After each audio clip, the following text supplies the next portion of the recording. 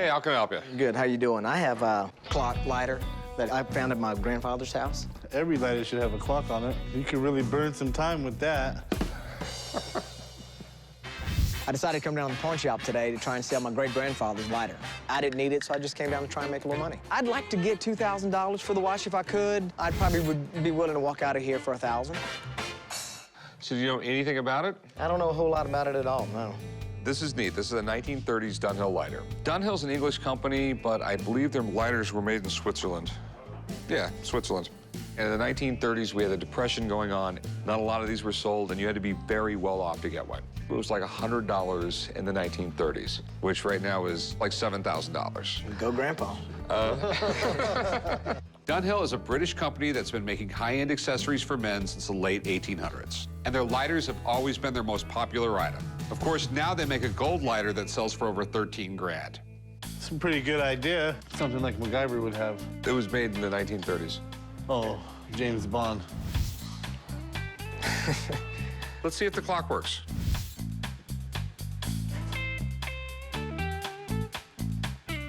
It works. It's 80 years later, and everything still works on it. As far as collectible lighters go, Dunhill is it.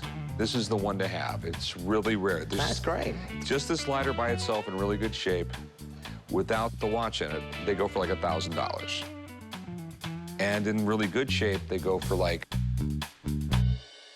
2,500 bucks. Super. Okay, now we have this problem right here. It's beat to hell. That might just look like a little dent back there, but it's a really big issue. It's worth like 1,500 bucks in this condition. I get antique lighters in here all the time, but I love Dunhills. They're known for their quality, and collectors love them. I just wish this one was in better shape. What were you looking to do with it? I was looking to sell it. How much did you want for it? I was looking $2,000. 2 grand's not gonna happen. It's more like 1,000 bucks. Oh, we just said it was 1,500. You go open up your own store and, hire some employees, do a little advertising, sell it in your store for 1,500 bucks. Well, I really would like to get 12 for it. I disagree with you. The dent just gives it character. My best price is $1,100. That is the best I can do. The best. You're not, The nothing best. more. Nothing more. Not a nickel more. Not a nickel more. I'll let you walk for a nickel.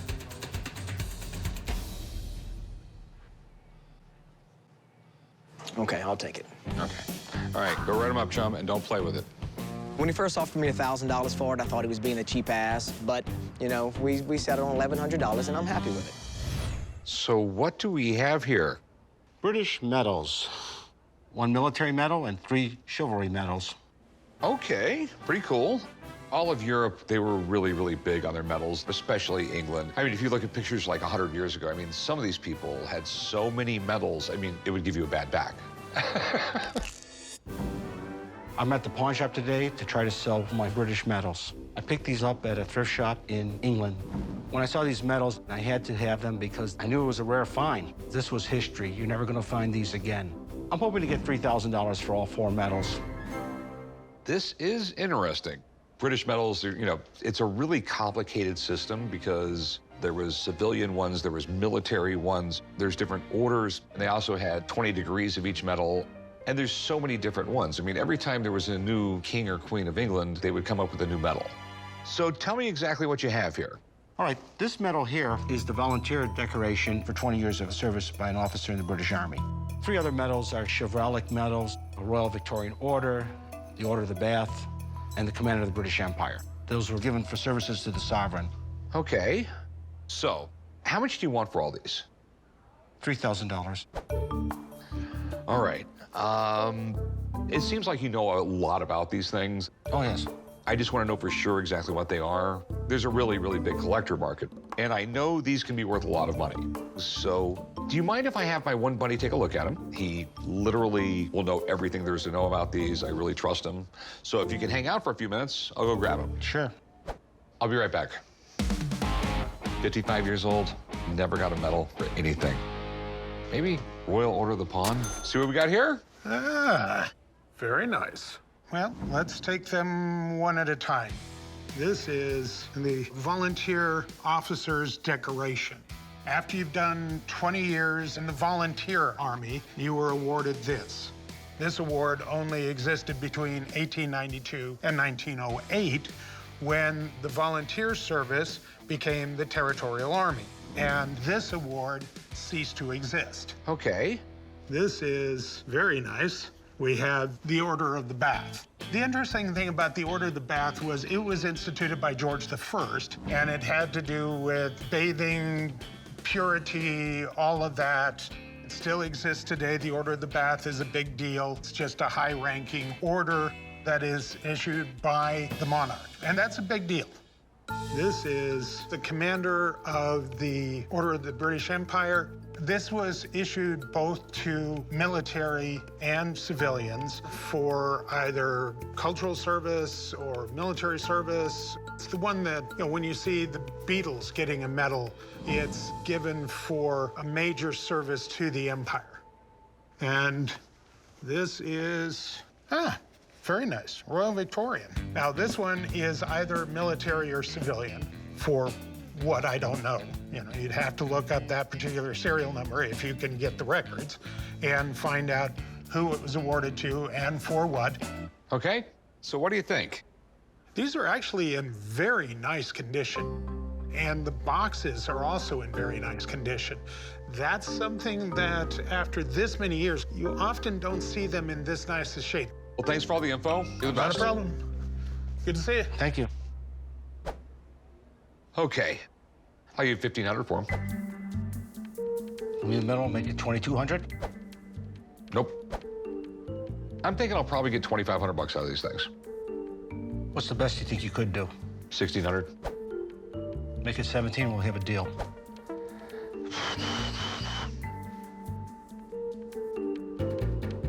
$16.25. Okay. Okay, sweet. $16.25. I'll meet you right over there, and I'll get you paid. Okay. Is there a medal for negotiating skills? Hey, how's it going? Hi, how you doing? I wanted to know if you, by any chance, have any old Nevada prison tokens for sale. Not at the moment. Okay, let me flip it around. How would you like to buy some old Nevada prison tokens? They're very hard to find. You know what? I don't have any plans of going to jail in my life, so. Okay. What makes these prison tokens really special is that Nevada had a casino that operated inside the maximum security prison. To my knowledge, that didn't happen anywhere else in the United States but Carson City, Nevada.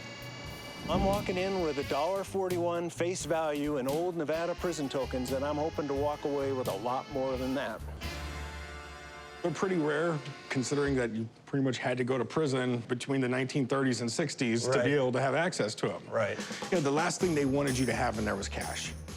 But the funny thing is, in Nevada history, to operate a table game, you are not allowed to be a felon. They somehow had a casino in the prison that was ran exclusively by felons. And it worked. You know, the guy who was operating the table, he could then take these and go spin them throughout the prison, chewing gum, or I'm sure somebody was taking these for toilet wine he was taking. This is just a little documentation, just kind of shows, you know, what the inside of the casino looked like. Wow. It looks like they actually even got one of the old craps tables out of the sands, if you look at it. It says sands on it. You know, the inmates look like they're having a good time. Better than breaking rocks, jeez. The casino at the Nevada State Prison is just legendary. Where else in the world would a bunch of criminals get to run a legitimate gaming place? And they got away with it for over 3 decades. How much money you want for them? I'd like to get about $850 for the stack. I don't have a doubt in my mind that I could sell them. I think $850 is just way off, man. We're way far apart on what I'm willing to pay. $900? I was thinking more around the range of $400. Ooh. Well, I'm gonna need you to do better than $400. I mean, honestly, these are really tough to find. This guy right here, there's probably only 5 on the planet. Okay. And these, I figure, are easily $100, $125 each. I'll go $450. How about 6.5? I mean, in your shop, being in Nevada, you would have a perfect place because no one else is gonna have these. 500 is the best I can do, buddy. Let's go ahead and do it. All right, man, deal. All right. Get me over there. I'm walking away today with $500, and I'm gonna put this in the vacation fund and take my wife to Maui. Earlier, we got a call from a guy who wants to sell his old slot machine. So Corey and I are headed out to take a look. What is this thing? Well, I think it's a roulette slot machine, so... Roulette don't look nothing like that. I called the guys down at the pawn shop to come out and look at my Piccadilly Circus slot machine. It's time to sell it, and I could use the money. I'd probably take 400, but let's see what happens.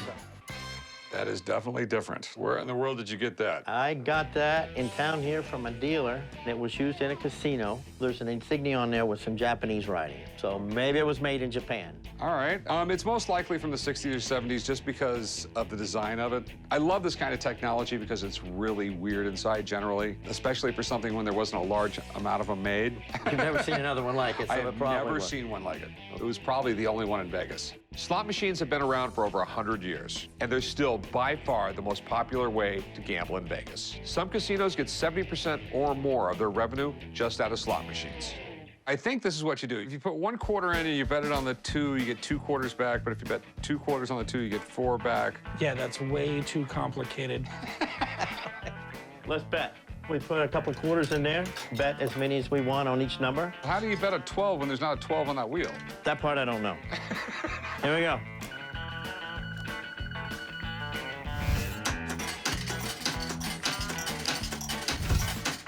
It just paid us about $4. We generally tend to buy a lot of slot machines because they're easy to unload. But since no one even knows how to really play this thing correctly, it's going to make it a lot harder to sell. What do you want for it? I'm looking to get 500 for it. I'll tell you what, I'll give you 300 bucks. 400 work? $350 and we'll make money off Chumlee on this thing.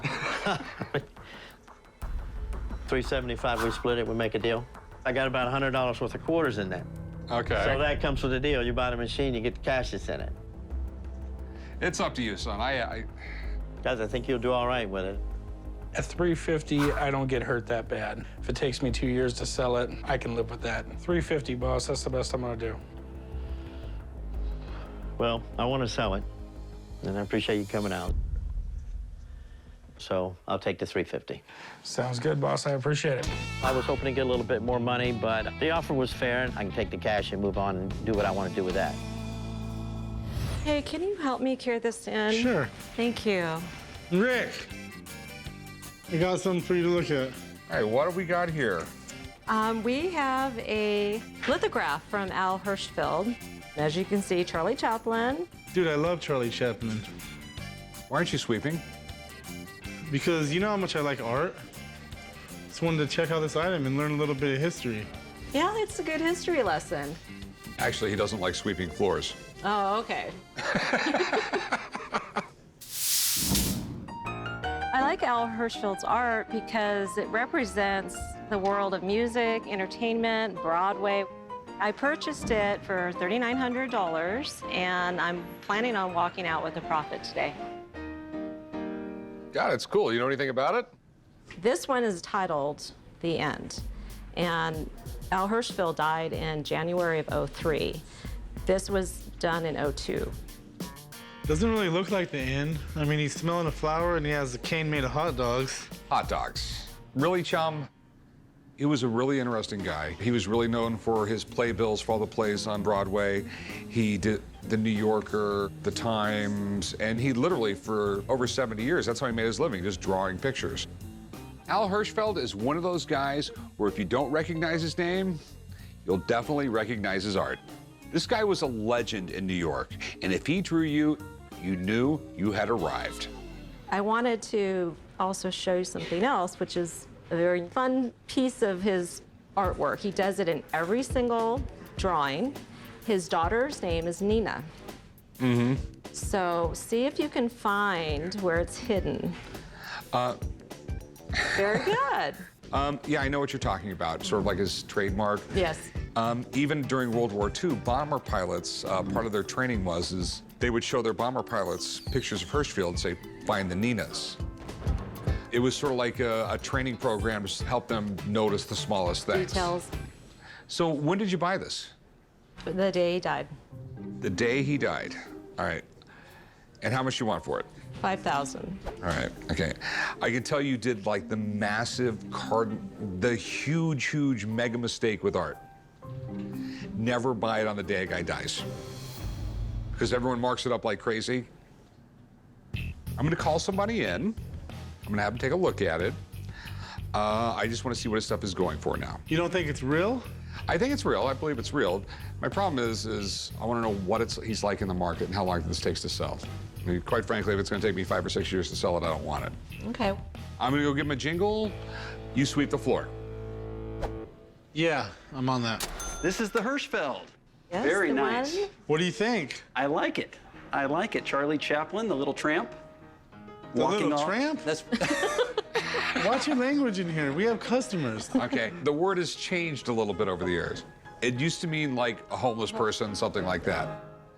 Correct me if I'm wrong. This is, I think, the last limited edition print that Hirschfeld ever did. Correct. Is that correct? Correct.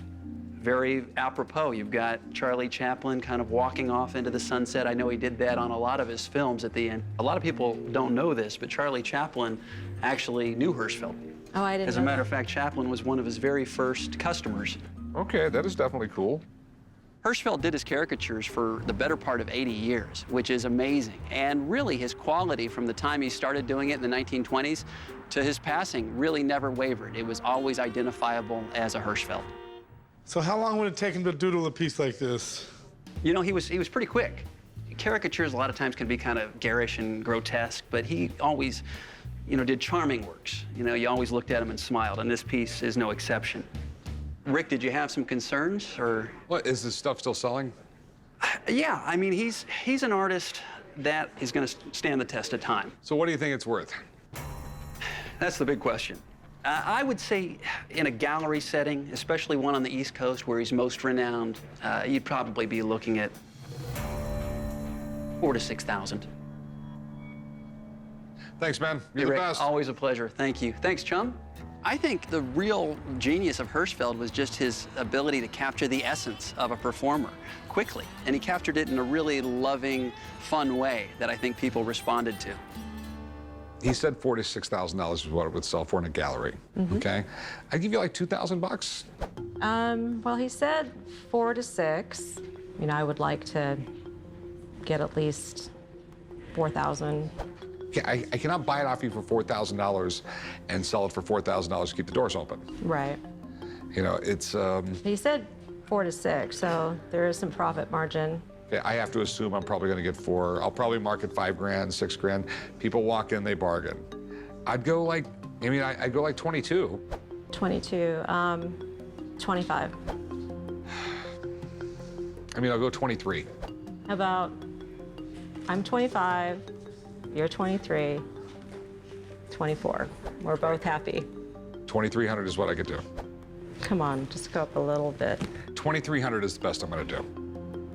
Okay, well, if that's your best offer, I'll take it. Oh, you'll take it? Okay. I thought you were going to walk out the door. It was that close. All right, well, cool. Chum, go write her up, then sweep the floor. I'll meet you at the counter. You can leave this here. I already swept the floor. Thank you. So I'm glad this worked out. It's going to look great on the wall in the pawn shop, and hopefully it'll be a quick seller. How you doing? All right, so what do we got here? A couple of World War I knives. Very cool, too, by the way. Yeah, these are some badass knives. Can you imagine getting, like, hammered in the face with this? Oh, I like this one better where you can, this is called a skull buster. You get whacked in the head and then they punch you and then they slice your neck. I like that.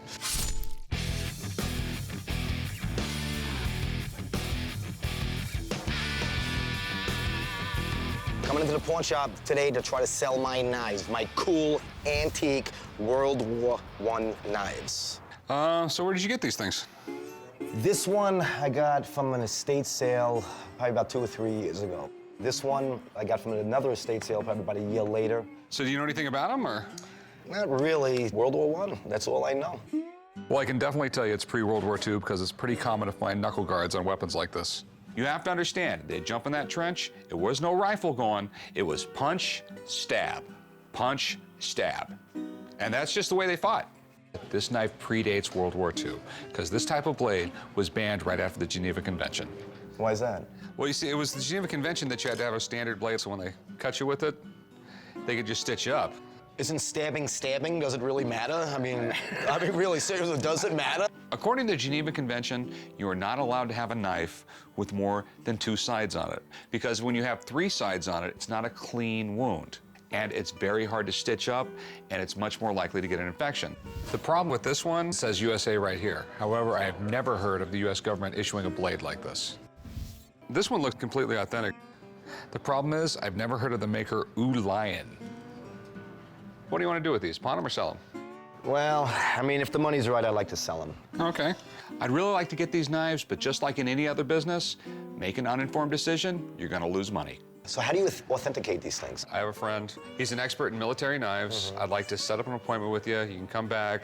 He'll take a look at them. He'll tell us what they're worth. Maybe we can make a deal. Sounds good. All right. These are the World War I knives I called you about. All right. I would like to know the story behind these knives. First of all, how they were made, where they were made, blah, blah, blah, like that. But, I mean, I want to see, I just really want to know exactly what they're worth. What are your concerns with them? All right, the one you're holding here, there's a brand on the blade that says Lion, and I've never heard of them. The problem I have with this one, I never even heard of the U.S. having a blade like this. My name's Dean, and I'm an expert in antique U.S. military edged weapons. So this one is called a Mark I trench knife. And 1918 is when they were first manufactured by Allion, a French manufacturer, and any infantryman would be issued this knife if he were going into theater where they were fighting in the trenches. And if you can imagine being punched in the face with one of these, it would disable you, and that was the intent. So that's it for the 1918 Allion. Okay. Right? This particular knife, if it is original, should have a triangular blade, and it does. This knife was actually the first military knife consigned during World War I. And it is so named the 1917-1918 trench knife. Now, this particular knife is manufactured by the American Cutlery Company. And the primary specification in that which is quoted is that it must have the capability of penetrating the German trench coats. The term trench coat comes from World War I, because it was trench warfare. They were thick wool jackets. Not only would wool jackets keep you warm when it was wet, it was also extremely difficult to pierce with a normal knife. The military wanted a knife, a weapon that would penetrate that trench coat, and this was the design that came I out. imagine. It's like a giant ice pick. I told you it was cool, man. So the big question, how much are they worth? Well, the 1918 Allion is a pretty rare manufacturer. The one thing that I don't like about it is the fact that it's been covered with varnish. People are constantly destroying the value of their antiques because all of a sudden they're restoration experts. Don't do it. I would value this at about $175. I can't see that having varnish on it brings it down, and that really disappoints me because I thought it was worth a lot more money, being they're 90 years old. The American Cutlery knife, it's in really nice shape. It's probably a $225 to $250 knife. Okay. Thanks for coming in, Dave. Rick, I appreciate it. As always, it's a pleasure. All right, It thanks. was great to meet you, Thank too. you. Thank you. Now I know a lot more about the knives, and I know what they're worth. Only thing is now, what am I gonna have to pay for them? So what do you want for them? I'd like to see $350. Dean said these were worth $475, and basically what I can do is $250. Too low. Can you go $350? Best I can do is $250. Nah, I can't do that. Can you $300? Can you at least give me $300 for him? $251. You know what? Forget it. It's just a matter of economics. No, I understand. I'm gonna keep him. All right. Sorry we couldn't do business. Thanks for coming in, man. Not a problem. Thank you very much. You know what? I'm just gonna keep him at home and just enjoy him for a while, and my daughter can have him later on in life. I don't care, but I'm not selling him for $251. He can kiss my butt. What can I help you with? I have this signed picture. Benjamin Harrison. Hey, Corey. It's like your great-great-uncle twice removed from your second cousin. Do you really believe we're actually related to that guy? Grandpa says we were. I've met your grandfather, and he was a liar. It was given to my dad when he was a young child, so it's been in a box for about 70 years. My parents just celebrated their 60th wedding anniversary, and I would like to send them on a trip if possible. I'm really hopeful that this is going to be my lucky day. You know your grandfather's middle name is Benjamin, and your great-grandfather's middle name was Benjamin. They were named after him, I believe. Whatever. You see any resemblance? I do. Yeah, he's bald and he's got a gray beard. All in all, a pretty good president. He passed the Sherman antitrust law to try and beat up the monopolies, but it was another 20 years later with Teddy Roosevelt who really started cleaning up the trusts. Where did you get it? Well, we had it in our family for about 70 years. It was part of a photo album, and this one was signed. Okay, this is a cabinet card. They were pretty popular from like the late 1860s to right around 1900. So a lot of people had the picture of the president in their house. How much do you want for it? 500. I doubt if that's a signature. I'm just assuming it's someone just wrote it on there so they know who it was. I mean, that looks like a signature. Well, remember, they didn't print anything. Everything was written. I'll call somebody down here, but if it's not a signature, it's worth like 10 bucks. All right? Okay, thank you. Most cabinet cards aren't worth the paper they're printed on. So normally, this would be a pass. But a cabinet card actually signed by a president, now that's a different story. And not just because, supposedly, I'm related to this guy. Benjamin Harrison. Our 23rd president. According to my grandma, he's a relative of mine. They look identical, don't they? No comment. This size of photograph is known as a cabinet card because it was large enough that you put in your cabinet, and if you're sitting on your sofa in your parlor, somebody could see it without squinting. Cabinet cards today are actually relatively common. I've gone to book and photography shows where some dealers have binders and binders. They can be of people, they can be of scenes, and they do remain relatively durable. Is that his signature? Okay, well, there are two questions I have to answer first. Sometimes when these were printed up, the signature of the person was printed on at the same time. So I have to make sure that this is actually signed in ink. So I'm just gonna look through here. Yes, and it does appear to be signed in ink. It's not a printed on signature. Now, the second question is it actually the signature of President Benjamin Harrison? And I brought along some examples here. And there are a few things I look for with the Benjamin Harrison. First, there's about a 30-degree slant on a signature. So I'm gonna come over here and look. And the slant is about 30 degrees to the right, which is the way it is here. He usually signed B-E-N-J and then Harrison in full afterwards. And he has this funny little blip in the middle of the B. Now, if you look carefully, you see that little blip in the B, which is similar to right over here. What do you think? Well, after looking at it, Rick, I do believe this was signed by President Benjamin Harrison himself. Oh, wow. Okay, sweet. Oh, wow, that's great. So what do you think it's worth? Well, there is one little condition with this. So if you see along here, there are all those extra lines. I don't think this is a first-generation photograph. In a first-generation photograph, the lines are very, very sharp. What some photographers did is they would take photographs of previous photographs and keep reproducing it that way. This is probably second or third generation, which makes it worth a little bit less. I do think a fair retail price for this would probably be about $1,250. Wow. I didn't think it would be worth that much. That's great. Yeah, people who collect presidents and presidential signed photographs would have an interest in it. They're not common items by any stretch of the imagination. It's a nice little piece of American history here. Yeah, it really is. Wow. Hey, thanks for coming in, man. Anytime, Rick. Appreciate nice it, to see you man. again, Corey. Good luck with it. Thank you. So, $500, no problem. can you go a little bit higher? I'll give you like $700 for it. That's the best I could do on it. Really? Could you do 8? Really? You just wanted 5, and now I'm offering you 7. Right. I have to frame it up. I have to do some other things. Could you do 750? I guess we really shouldn't have called Stewart in, huh? Yeah, yeah, I'll give you the $750. It's a deal. Thank Okay. you. All right, you want to write her up, son? Come with me. I feel that we settled on a really good price of $750. I feel that that was a fair price. It's all about the Benjamins. I have this big espresso machine outside. Can someone give me a hand with it? Because this guy needs help getting the espresso machine out. Get your big ass outside and help him, dude.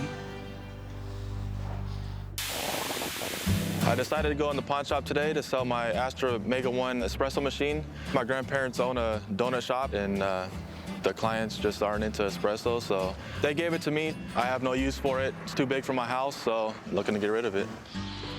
Tell me a little bit about it. This thing's practically brand new. Commercial grade, it's top of the line. Puts out about 240 cups an hour. Also, I have this grinder, commercial grade grinder. Why don't you come around here and show me how the thing works? Okay. I don't know much about coffee makers at all, but I do know that I've seen Astras in just about every high-end restaurant I've been in. So, I mean, they've got to be worth something. The espresso comes out here. You got your steamer here for milk, hot water here. All right. And you're ready to go. This is sweet, big house. I'm gonna find you a new job with it. You're gonna be running the Gold and Silver coffee shop. Probably wake the old man up with all that espresso. Yeah, probably. I already make coffee every morning. With this thing, I can make it in no time. What are you looking to do with it, man? Pawn it or sell it? I'm looking to sell it. And how much are you trying to get? $4,500. The only way you're gonna get 45 out of this thing is if this thing prints money, man. It's in good shape, but it's still used. And I can buy an Astra Mega 1 for around $1,500 on the internet. So what are you thinking? I'm thinking around $1,300 and I get the grinder. How about 15 with the grinder? I can jump it up to $1,400, but that's really gonna be the best I can do. No. I mean, it's too big to use in my house, so I guess I'll have to take it. All right, buddy. Let's go do some paperwork. All right. I've got a few friends in the restaurant business that I know would want to buy this, but in the meantime, I'm gonna just let Chum try to figure it out. Hey, what's up?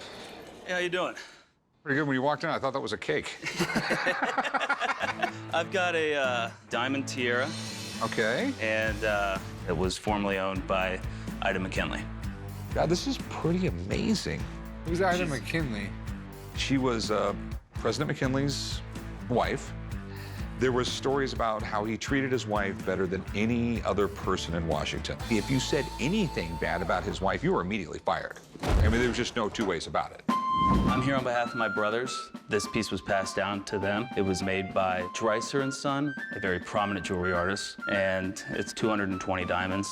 I'm asking $75,000. Would really like to stay pretty close to that number.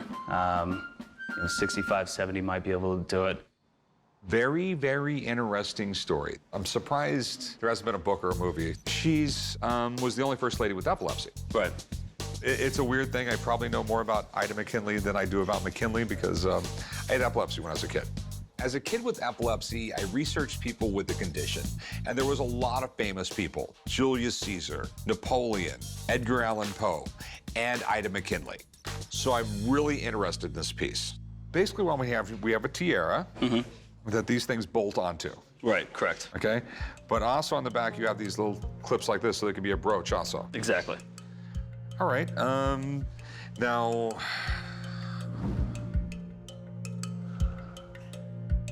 it's really nice work, I'll tell you that. I mean, it seems from the time period, you know, it just intrinsic value here, diamonds and gold, you have like $6,000 or $7,000. Wow, okay. So what do you want to do with this? I'd like to sell it.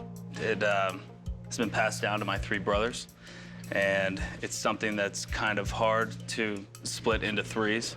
Okay, so they stuck you with the job of trying to find someone to buy it? Exactly, exactly. Okay. What were you looking to get out of it? $75,000.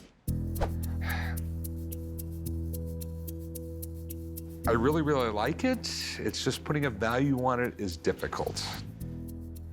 But it's a multifaceted piece. I agree with you. There's a lot more here than just diamonds and gold. It's got a story with it. Right. It belonged to a celebrity. So let me call my buddy Greg up. He deals in just really elaborate vintage jewelry. He will look at it and we will try and figure something out. Okay? Looking forward to it. I love this piece. I know it's worth more than the parts. The question is, how much more? Oh, there it is. It's like the crown jewels of the United States. It's an interesting looking piece. I'm the owner of Fred Layton. We specialize in vintage and antique jewelry, and we help people understand jewelry in the context of historical periods and also understand value. Late 1800s, you saw a lot of jewelry in nature motifs, a lot of bird feathers, wings. Pieces like this were quite popular. The diamonds are fine quality for the period. They're what you would expect to see. The idea that this was convertible and has the fittings for both the brooch and also the tiara, and I think that's kind of neat. So the question becomes, what do we know about the provenance? How can we substantiate the provenance of the piece itself? It's seen in this official White House First Lady photograph. This is one of the events that was going on at the McKinley Museum, and it's featured there. Well, certainly it does link in a fairly official way this piece to Ida McKinley. You know, how much value that adds it's a little bit of open to interpretation. What would it go in your store? Well, I think in a retail store like Fred Layton, we would see this piece sell for $75,000. Okay, sort of what he's wanting. So Yeah. we're gonna have to talk a little bit, but thanks, man, I appreciate it. My pleasure. There are many collectors, people who have a fashionable sense of style, who would actually really appreciate that piece, both as a piece of jewelry and also because of its history. So what are you thinking? I'll give you 35 grand. It's a lot of money. After hearing what he has to say, I think we've got to get more. You know, if it does retail for 75. You're not gonna be able to retail it. I mean, what's your bottom dollar? I think I've got to stick around up at the 75,000 There's mark. no way, there's no way. There's very, very few people in this world who can pull that money out of their pocket and buy a tiara. I gotcha. What's the best you can do? 40. I think we're probably a little bit too far apart at this point right now, but could I ever come back? You can come back. You know what I mean? The offer stand? No. No, economies change. Yeah, I mean, they I really do. understand. I mean, I'd go 43. That would be it. 43 is a fair offer. That's a great offer, and I appreciate it. I'll be back in touch with you. Okay. Okay? All right. Thank you very much. You know, I got a little lost in the history in this thing. I'd love to have it, but the most I can go is 43,000. Any more will just be gambling. What can I help you with today? Well, this is a book called Persons in Hiding.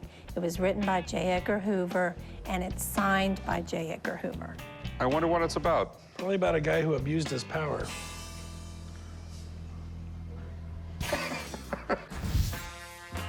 I decided to come into the pawn shop today to try to sell my book, autographed by J. Edgar Hoover. I like to sell the book today because with the way the economy is, I could really use the money right now. I think it ought to be worth at least $500 or more. Where did you get this? My great uncle was an FBI agent, and he worked under J. Edgar Hoover. He's one of those people in history that really did abuse his power. He had files on every president, every politician, every judge.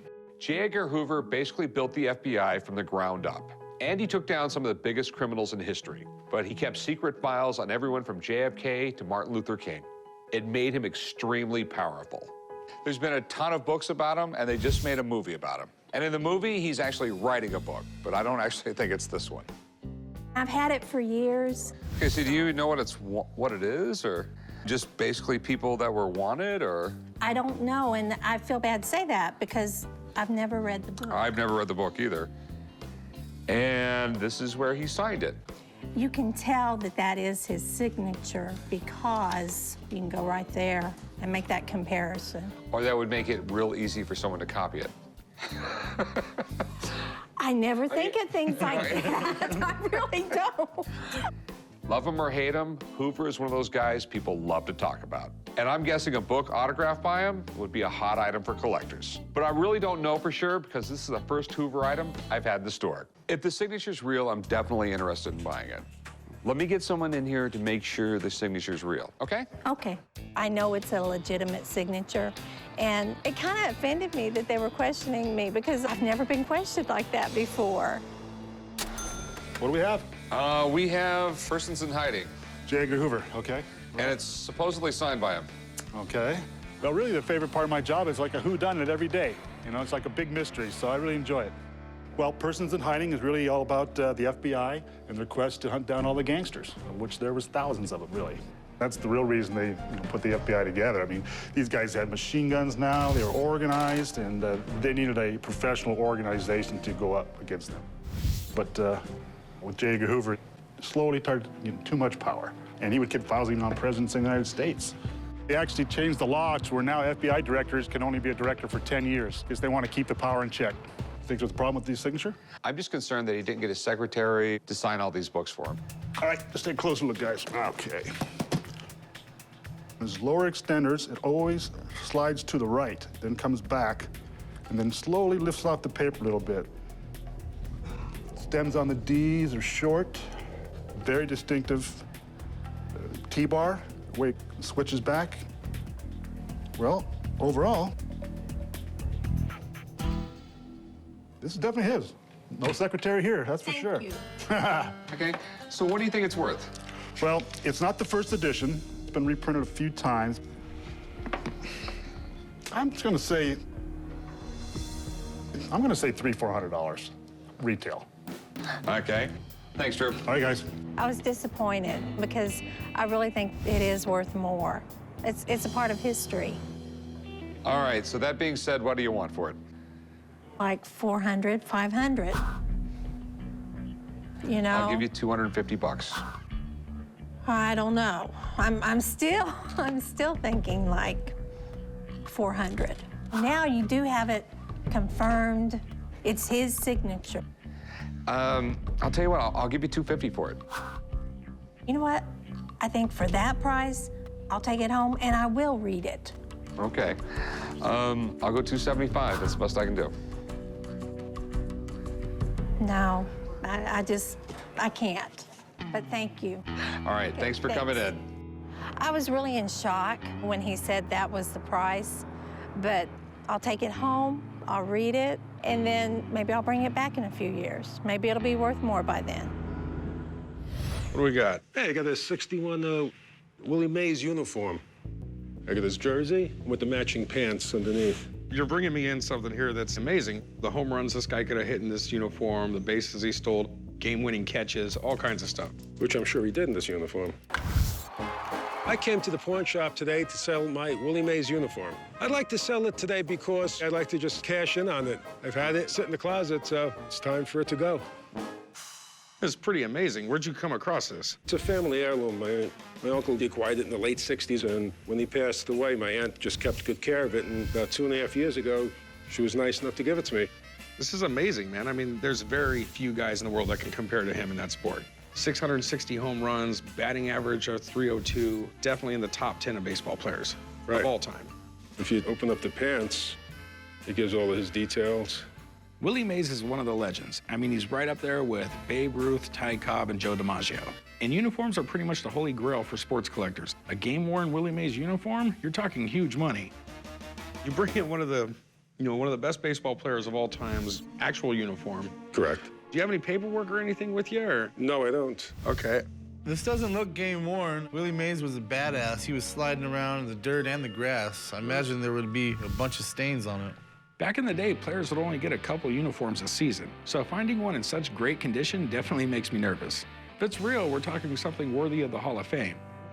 I mean, the jersey feels authentic. I have no way of telling for sure that it's real. I'm very confident it's real. I mean, the way my family cherished it, and the way my uncle was a sports collector. And just because it was in your family doesn't make it real.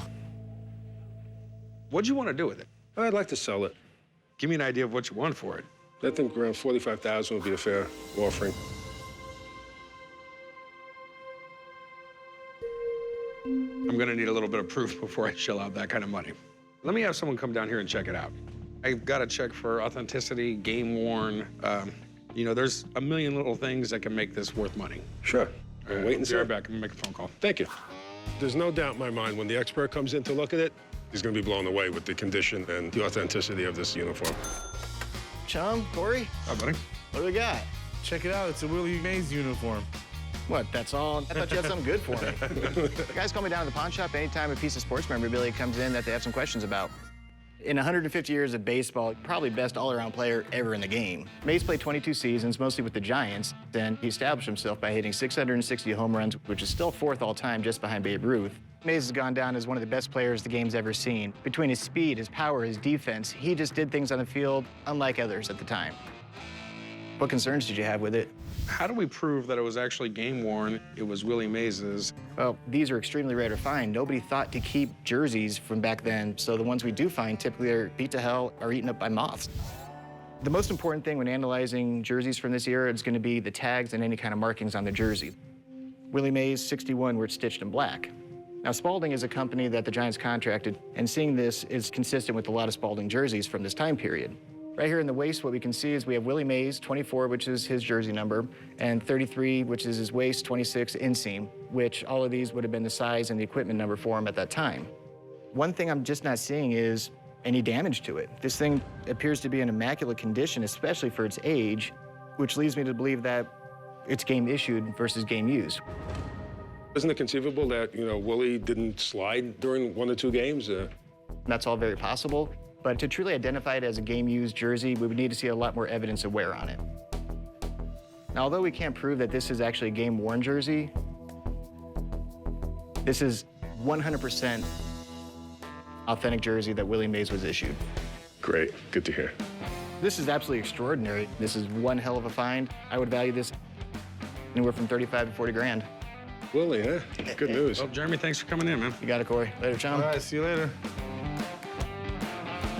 How much are you looking to get out of it? I'd like to get $45,000. And I'd like to be able to make some money. I'm not going to go anywhere near that. I'll give you 20 grand for it. No, I can't. Did you do 40? I've got to make some money on it, man. I really do. I'll go about 22,000. This is so rare, I think we should be able to do better than that. Can you do, like, 37?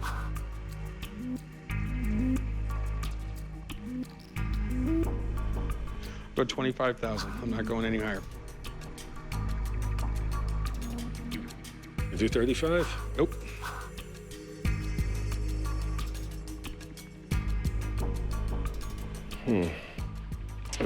I'm sorry, I don't think I'll be able to do that. 30 grand. That's the best I can do.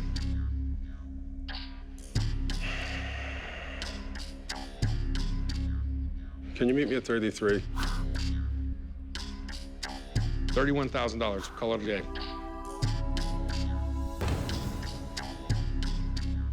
Sounds good. All right. Chum, take care of him. All right. Well, mixed emotions. There was the sentimental attachment. But I think my uncle would be impressed at the price that it actually achieved. I think he'd be very proud of it. Hey, how can I help you? Well, I've got an item here I thought you might be interested in. Okay. It's very unique, one of a kind. It's a Playboy bunny outfit. Okay. That my girlfriend gave me. Why would your girlfriend give you a Playboy bunny outfit? Because she was a Playboy bunny at the New York club. Just wanted to make sure you didn't wear it. I decided to come to the pawn shop today because I want to sell my Playboy bunny outfit. I've had the outfit for several years. It's been in my closet, and I'm not going to wear it. I probably wouldn't walk out of the pawn shop for less than $3,000. So what was it like to date a Playboy bunny?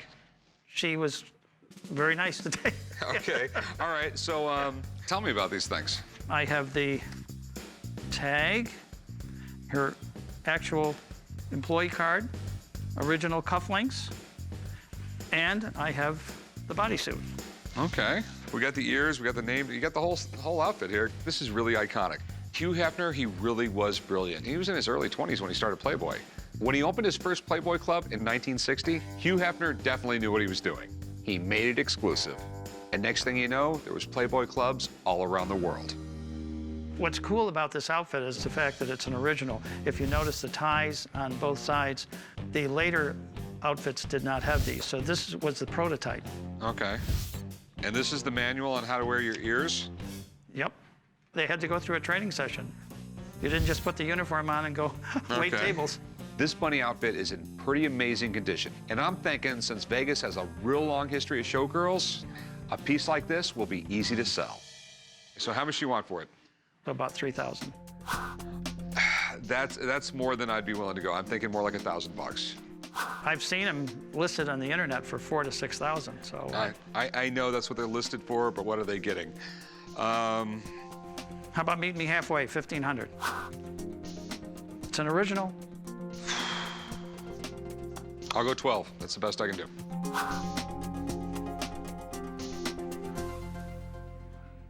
Okay, I'll go 12. Deal. We finally settled on $1,200, and obviously I can't use the outfit, so you know, it works for me, it works for him. That's good. Hey, how's it going, guys? Good, how are you? What do we got here? This is an old music box. You got the little monkey to wind it up? Yeah, I brought him. We decided to come to the pawn shop today to sell my Aunt Rose's old antique music box. My Aunt Rose passed away, and this is just one of the items that we found in her attic. Do you know much about it? No. Okay. This is probably 130 years oldish. Wow. They actually came out with them in the 1700s, but they were still around up until, I'm thinking 1920s, because they still sounded better than a record player. I love old music boxes like this. They're always well made, and the mechanics in these things are genius. The question is, does this one still work? You ever tried to play it or anything like that? No, we haven't. This is sort of like a record right here. And when you bought one of these, you could go out and buy extra discs, and they'd all play different music. You see all these notches right here on the disc? Yes. As this turns around, they would hit these keys right here, okay? And they will hit the comb. This is called the comb right here. Okay. And what makes this thing really, really cool is this also has bells. And you have the key. That's very important. Yeah, and you just put it on right like this. Don't break it, Rick. And let's hope it winds. And it's working. See, it's turning right there. Yes. So this is the brake on it right here. Never, ever wind this thing with this on there, or otherwise you will tear it to pieces. Okay. All right. Here we go. You ready? You want to dance? No, thank you.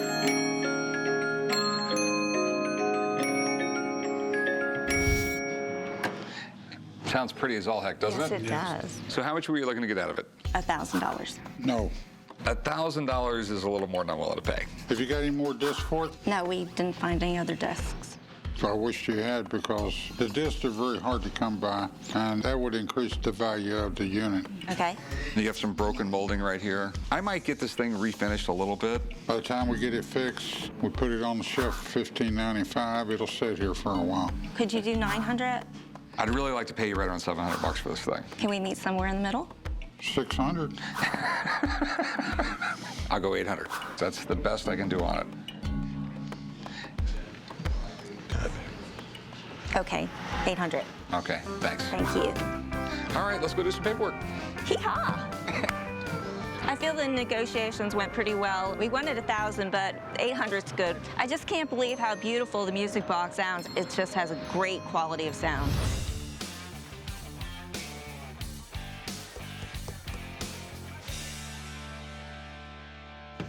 Eureka! There's gold in that there sluice. Is it sluice or sloosh? Sluice, tomato, tomato. I have a 1930s dry gold sluice made in the Depression era. I've kept it as a piece of folk art in my home for about a year or so. Kind of goes with the other Old West style items that I have. I want $1,500, so I'm hoping I can pan Rick for a good deal. Really cool, I dig it. How much you want for it? Asking around $1,500. I've seen comparable models go that range. Okay, all right, most likely you've seen them ask that much for that. Ask that Okay, much. people always say, I looked on the internet and they're asking. I'm going, yeah, they're asking, they're not getting. They're difficult to sell. It's tough, they sit for a long time, plain and simple. Yeah, I get that. If I sell this, I'd probably get $500-600 out of it. Really? Really. So I'll give you $300 for it. Can you do around 9? No. It's time and money. The longer it sits, the less I'm gonna pay. Are you sure there's not any gold in there? No, if there was full of gold down there, I'm going, yeah, no problem, dude. I'll give you your money. So I'll tell you what, I'll give you $350. That's the best I can do on it. You know, 20 years ago when the whole Southwest thing was in style, it would have sold like a champ. It's not in style right now. It's gonna be tougher to sell. I think I'll keep it at that price. If you change your mind, come back and see me. I will. Well, thanks, Ray. Appreciate it. In a previous life, I was a 49er. I'm not unhappy I didn't make the deal, because I'm going to take the Sluice and go find some gold. What do we got? I got this old Black & Decker drill. Did you know when it was made? It was made in 1926. That's pretty cool. Really interesting company. They invented this style of drill, which is pretty much the basis for every drill that came along after that. Now I think if you showed up on a job site with this, you'd get laughed at and sent home. I got this drill when I used to work for Black & Decker in Spain. It's in working condition. It's very rare to find one of those. I used to collect antiques, and I kept it for a long time. How much are you looking to get out of it? 850, that's what I'm asking for. 150 or 850? 850. 850? 850. It's a very unique piece that it's very difficult to get it, and in working condition. That number's just so high. I could give you $100 for it. Really, I could get online and buy them all day long. No, I wouldn't sell it for $100. Are you willing to come off that at all, or? What about $500? I couldn't pay $500. I really couldn't. I'll go 150. That's the best I can do. I don't sell it for 150. All right, well, I appreciate you coming down, man. Okay. Change your mind, I'm here, okay? Thank you. You know, $100 is what it takes to fill my gas tank. So, you know, I knew that he was gonna take the price down, not expected to be that down, but, you know, I'm not gonna give it away for $100. Hey, how's it going? Good, how you doing? Good. I have a medal I'm wondering if you might be interested in. It's a historical U.S. medal struck in 1826 for the completion of the Erie Canal. There's probably about 75 or so known today. That is really, really cool. Yeah, these were given out when the Erie Canal was finished. Yeah, it was kind of to celebrate the completion of that Erie Canal. And the thing was, too, I mean, this wasn't like the Panama Canal. At least the Panama Canal had really inefficient steam shovels. This thing had guys with shovels. Yeah, they're out there digging a ditch. The Erie Canal completion in 1826 was a major accomplishment for our country. I'm asking $2,400 for it. My wife and I are on our way to Mesa for the winter, and I decided to sell it to have some extra money for our vacation. I've gotten a lot of strange things in before, but I've never had one of these. How much do you want for it? $2,400. And I think that's a very good deal, actually. I think it's a great coin. I love the story that goes along with it, but I'll give you like $800 for it. 800. Well, I'm asking $2,400 for it. You know what? I'll tell you what. I'll give you $1,000. It's the best I can do. Period. Yeah. I think we're a little bit far off. I need at least $1,900. I take $1,900 for it. Yeah, it's not going to happen. But thanks for bringing it in. All right. I appreciate it, man. Well, I appreciate Rick's offer, but $1,000 is really just not a very fair offer, in my opinion. I'm sure I can sell for a lot more than that. Who knows? Maybe in Mesa, Arizona, where we're heading, I'll find somebody there that would be interested in picking it up. Hey, how's it going, man? Good. So I got this for you.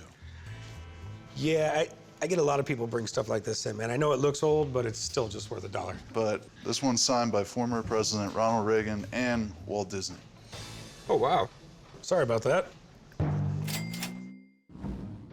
I purchased the dollar bill at a private auction. I believe the dollar to be signed in the early 1950s. I'm gonna be asking for $4,300. I want to sell it because I've had it for a little while and I just feel like it's time to move on from the item and somebody else could appreciate it now. So, what are you looking to do with it, man? Well, you know, I'm looking to sell it. All right, any idea what you're looking to get out of it? I mean, I'm looking to get probably $4,300 for it. All right, I would pay you like $1,800. Yeah, I mean, I really think my $4,300 is actually pretty fair. Would you go 22? You're killing me with that. That's the best I can do. I think I'll have to decline that.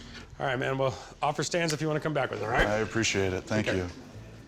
I'm passing on $2,200 because I just think that it will bring a lot more than that. What I'll do with the dollar now is probably frame it up, get a picture of the two, and you know, hope I can find that one person to pull the trigger on it.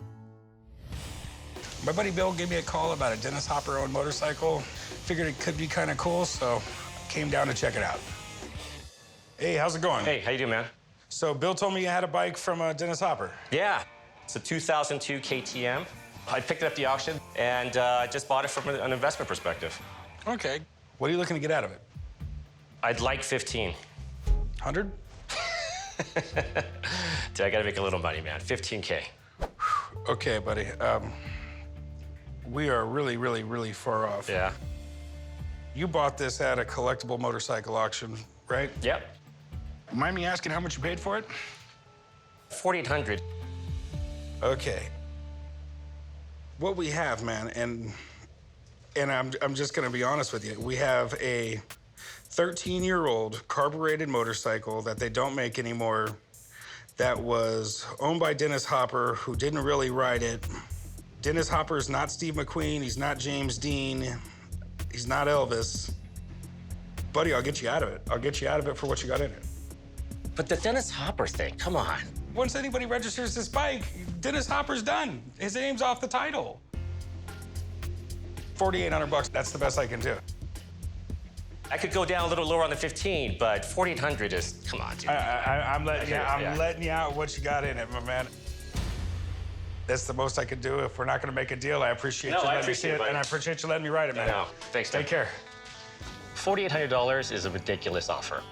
If you're really into Hollywood history, the glamour, it's double that price, right? At least $7,000 or $8,000. Hey, how's it going? Hi, how you doing? Is that Wonkin? No, it's Wilkins. That's right, Wilkins. This is like one of the very first Jim Henson Muppet sort of things. Kind of looks like you. Him or me? Definitely him. Found this Muppet toy at an auction in Pennsylvania. I thought he looked a lot like Kermit the Frog, and I later found out that it was a Jim Henson puppet. It's a pretty old piece of Jim Henson memorabilia, one of his earlier pieces, and I'd like to get $650 for it. This is cool. So, do you want to sell this, or? Yeah. How much you want for it? Looking for $650. Okay. I'll give you like $100 for it, dude. No. It's not that popular. You know what I mean? A few people know about it. How about 4? There's no money at 4. I mean, 150 to 200 is what it's going to go for. I mean, I think it's really, really cool, so I'll go like 125. I mean, that's the best I could do.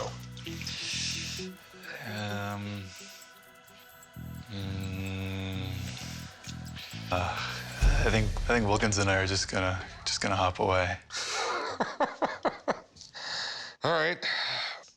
But thank you. Thanks, man. Thanks for stopping by. No problem. Unfortunately, it couldn't come to a deal. I thought it was worth a lot more based on my research. But that's okay. I'll keep Wilkins with me. What can I help you with? I've got some rare whistles here. Okay. So you've been collecting these for a long time? Yeah, seriously, about 10 years. Now I have about 1,000. What's this one here you got? Sounds like a train. I hear it, Chuck. That's definitely a train whistle. The whistles I'm bringing in today is a cross-section of very rare whistles. All of them, except one, predate 1900. I've bought and sold and traded for years. These are extras. I'm looking to get 4,500. I'd like to sell the whistles because I'd like to have some money for vacation. This is a pretty cool collection of whistles. They are neat inventions if you think about it. Most we see whistles now is probably sports games, but you know, back in the day, they were really important for police. You could hear them much farther than someone could yell, and they used to use these things on the battlefield. Whistles made of bone, wood, reeds have been made for thousands and thousands of years. In the 1800s, whistles started being used from everything from trains to factories to know when you're supposed to go to work and when you got off. This is cool. That's a World War I gunner's whistle for a torpedo boat. Okay. Is this a whistle revolver? No, that's a 1845 whistle. That one's the rarest. That one's extremely rare. I like that one the best so far. So, what do you want for all of them? Well, I'm looking to get the whole collection sold, so I'm looking for $4,500. And how you come up with that price? Rarity. They're all extremely rare. I'm not looking at quite that high. Okay. I mean, you got some good stuff here. You do. But I have to resell these, and I don't think I'm going to get those numbers out of them. So that's why I'm taking like $1,200. Well, take this one out of the equation, and $1,200 would work. I'd give you $1,000 without that one. I'm sorry, $1,200 is as low as I can go. That's a killer deal. I'll go $1,100. That's the best I can do. Okay. Sweet. Deal. Go write them up and leave them here. All right, I'll meet you right up there. Sounds great. Yeah, I'm taking $1,100 for it. It's close to the 12, and I do want to get some money together for vacation, so it's reasonable. Hey, that looks pretty fancy. I have this Buddha that I'm trying to sell. I thought Buddha was fat. There is the happy Buddha, which has a really big belly, but anyone who becomes enlightened is a Buddha. So there's been hundreds, if not thousands, of Buddhas. Oh. Where in the hell did you get this? A friend of mine gave it to me as a housewarming gift. I bet you were pissed. I received this Buddha as a housewarming gift, and I'm not a Buddhist. I have a lot of stuff in my house, and I'm not really attached to it. I saw a Buddha similar to this, and it was selling for $10,000, and that's what I'm asking for. I'll tell you what, I'm definitely intrigued. It looks like Tibetan Buddhism. The Tibetans were the ones who were like super stylized like this. All the jewelry, the nice hair, everything else like that. Do you know much about it? No, I think he got it from a garage sale. Okay. It doesn't surprise me because in World War II, we did have some people in China. Some of the stuff was brought back. In the early 50s, the Chinese invaded. They took over the country. So Tibet is nothing like it used to be. Most of this stuff that was in Tibet after the invasion is gone. That's why this stuff is getting harder and harder to find. It looks right, okay? Yeah. I don't know when this was made. It could be 50 years old. It could be 200 years old. You got a bunch of little spots where the gilding came off, and you have, I'm assuming it's brass underneath. You were looking to sell it? Yes. How much do you want for this? $10,000. And how did you come up with that number? I saw it online. It was a similar item going for that price. I will give you $7,500. I will not give you a penny more. That is the best I can do. And realize, okay? I am taking a serious shot at this. I mean, if I put this in an auction, it only goes for 10 grand, I'm gonna break even. But at $7,500, that's the end of my game. Oh, okay, all right, I'll accept that. All right. I'll meet you right up there, and come on, follow me. We'll do some paperwork. All right. I'm settling on $7,500 because this was a gift and it's a complete profit for me. I'm taking this $7,500 and I'm going shopping. I have here a antique Japanese Satsuma flask. Do you mind if I take a look at it? Sure, go for it. I thought it'd be cool to fill it up and drink out of it, but I'm too afraid of... Yeah, who knows what they kept in it, man. As far as this antique flask goes, whether it's a gunpowder container or a canteen for water, I'm not really sure. Because this antique flask is older, I would hope to get around a few $100s for it. Any idea what you're looking to get out of it? I'd like to get $300 for it if I could. This could be something really rare, worth $1 million, or it could be gift shop crap that no one wants. Huh. So what will you take for it, man? Yeah, I'd be happy with 120. Make it $100 and you got a deal. 100, whew, 110? Like, the chances of me getting only $140 out of this thing are pretty high. I'll do 100. That's the best I can do. Okay. All right. You got a deal. Meet me over there. I'll write you up. I'm excited about receiving $100 for the flask, and I think I'm going to put it towards a new guitar that I've been looking at. What do we got here? Well, what we have here is the original jukebox.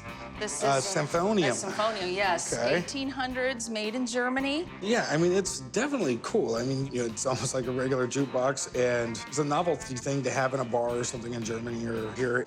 People tend to get drunk and like to hear music. I came down to the pawn shop today because I'd like to sell my Symphonium. There's 16 German coins, and there's 16 discs. I know it was made in Germany, and I know it's the 1800s because the coins are dated like around the 1870s. I'm hoping to get about 8,000, but bottom line is 3,500.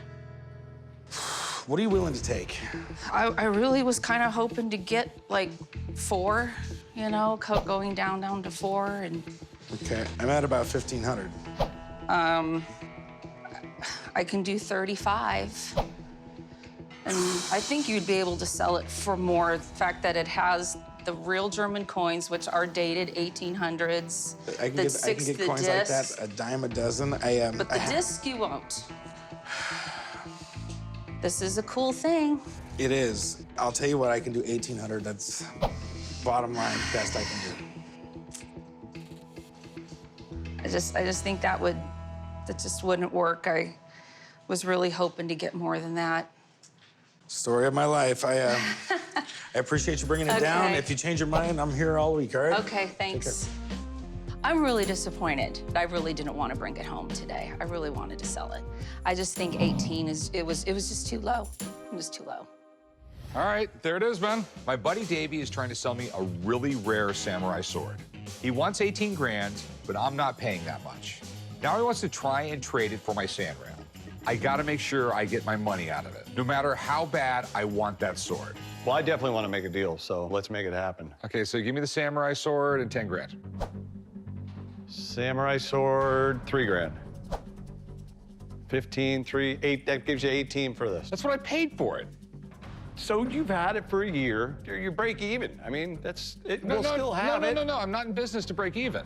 What do you mean? This is our deal, not No, I know it's deal. no, it's like 4 grand to get the tranny rebuilt. So I'll go 5 G's. I'll split the half of the tranny with you. 5 grand samurai sword puts you at 20 G's. No, after you 12 grand, so that makes me at 17 G's. I'm still losing money. So give me the samurai sword and 8 grand. That's like the best I could do.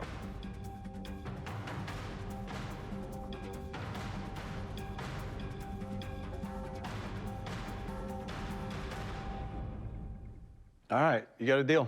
All right, man. All right, I appreciate it. It'll stay in the family, you know that. Okay, all right, let's do some paperwork, man. All right.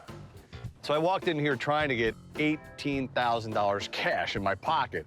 I ended up giving them $8,000 cash out of my pocket. I don't know how they do this to me, but they do. I guess he is the better salesman. What can I help you with? I have a Cardinals ring I'd like to sell you. Baseball or football? Neither. This kind. Oh, this kind? That's right. I think I did that right. I came to the pawn shop today to try to sell my 19th century Cardinals ring. I recently acquired it from a friend of mine. It's not anything I'd ever wear, and I'd rather have the money. My bottom dollar is $6,300. The value is in its role in history. So how much do you want for it? Well, for the ring itself, I'd love to get $6,000. Okay. And shoot me an offer. $1,500. Whew. I won't do $1,500. And what's the best you can do? The best I can do is $2,000, period. The other problem with this ring is a big problem on a ring. It's unsizable. Most rings, they leave a simple piece of gold on the back. There's no decorations on it.